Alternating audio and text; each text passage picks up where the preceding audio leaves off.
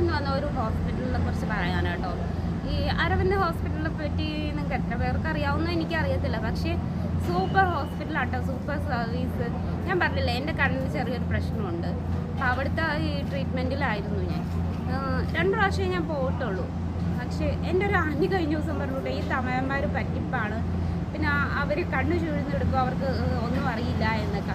പക്ഷെ അങ്ങനെയൊന്നുമല്ല, സംഭവം നല്ല സൂപ്പർ ഹോസ്പിറ്റലാണ് ഈ അരവിന്ദ്. കാരണം എത്ര ഈ ശരിയാവത്തില്ല എന്ന് പറയുന്ന കണ്ണും അവിടെ ചെന്നിട്ടുണ്ടെങ്കിൽ ശരിയാവും.